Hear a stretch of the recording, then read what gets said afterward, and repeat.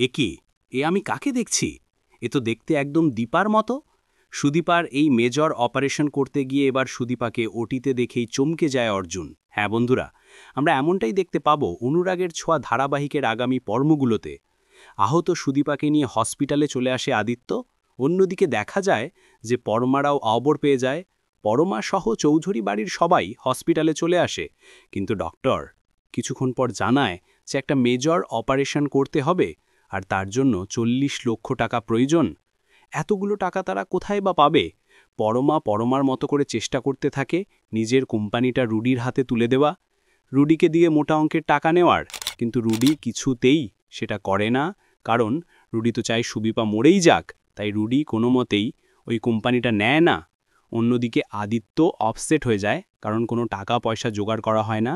ঠিক তখনই ডক্টর আদিত্যর কাছে এসে জানায় বিদেশ থেকে একজন ডক্টর আসছে, যদিও উনি বাঙালি। উনি ডক্টর অর্জুন চক্রবর্তী। উনি অসহায় মানুষের পাশে দাঁড়ায় সবসময়। আপনারা যেহেতু বিপদগ্রস্ত, চাইলে আপনারা অর্জুন চক্রবর্তীর সাথে কথা বলতে পারেন। উনি যদি সুদীপার অপারেশনটা করায় তাহলে আর এত টাকা লাগবে না, অল্প কিছু টাকাতেই আপনারা অপারেশনটা করাতে পারবেন। কিন্তু ডক্টর অর্জুন চক্রবর্তী তার সাথে কথা বলবে কি করে? আজই ডক্টর অর্জুন চক্রবর্তী হসপিটালে আসবে।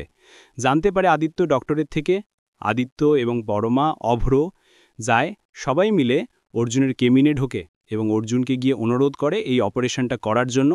অর্জুন আদিত্যের পাশে দাঁড়ায় এবং বলে যে হ্যাঁ, এরকম একটা মেধাবী স্টুডেন্ট, তার ভবিষ্যৎ এভাবে সে নষ্ট হতে দেবে না। সে থাকবে ওই স্টুডেন্টকে বাঁচানোর জন্য, সে থাকবে এই লড়াই, সে তার সর্বস্ব দিয়ে চেষ্টা করবে স্টুডেন্টকে বাঁচানোর জন্য। এরপরেই দেখা যায় ওটিতে ঢোকার জন্য রেডি হয়ে যায় অর্জুন। তবে অর্জুন যখনই ওটিতে ঢুকতে যায় তখনই আদিত্য অর্জুনকে বলে, স্যার স্যার প্লিজ প্লিজ সুদীপাকে বাঁচান, আমি সুদীপাকে ফিরে পেতে চাই। আদিত্যর চোখে জল দেখে বুঝতে পারে অর্জুন সুদীপাকে অনেক বেশি ভালোবাসে সে। অর্জুন ভাবতে থাকে, আজ আমার খুব দীপার কথা মনে পড়ছে, সূর্যের কথা মনে পড়ছে। সূর্য একইভাবে দীপাকে ভালোবাসত, কিন্তু সবাই তো শেষ হয়ে গেছে, আর অনেকটা সময়ও পার হয়ে গেছে। আমিও বৃদ্ধ হয়ে গেছি, আর সেনগুপ্তদের কেউই বেঁচে নেই, দীপাও বেঁচে নেই। যেখানেই থাকুক দীপা যেন ভালো থাকে। এরপরেই দেখা যায় আদিত্যকে আশ্বস্ত করে অর্জুন ওটিতে ঢুকে। অর্জুন ওটিতে ঢুকেই অপারেশন করতে যায়, আর ঠিক তখনই বেডের উপর সুদীপাকে দেখে অর্জুন চমকে যায়। অর্জুনের মাথায় আকাশ ভেঙে পড়ে, অর্জুনের হাতটা কাঁপতে থাকে। অর্জুন ভাবতে থাকে, কেউ, আমি কাকে দেখছি? এ তো দেখতে একদম দীপার মতো, হুবাহু দীপার মতো। কিন্তু দীপা তো নয়, তাহলে কেউ?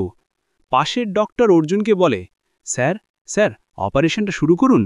স্যার সব কিছু ঠিক আছে তো? আপনি ঠিক আছেন তো? অর্জুন ডক্টরকে বলে, হ্যাঁ হ্যাঁ হ্যাঁ ডক্টর, আমি ঠিক আছি, আমি শুরু করছি। এই বলি সুদীপাকে বাঁচানোর লড়াইয়ে অর্জুন অপারেশন শুরু করে দেয়। তো বন্ধুরা, তোমরা এটাই চাও তো, যেভাবেই যেন অর্জুন ওটিতে সুদীপাকে দেখে চিনতে পারে এবং সুদীপাকে প্রাণে বাঁচায়? কমেন্ট করে জানাতে ভুলো না।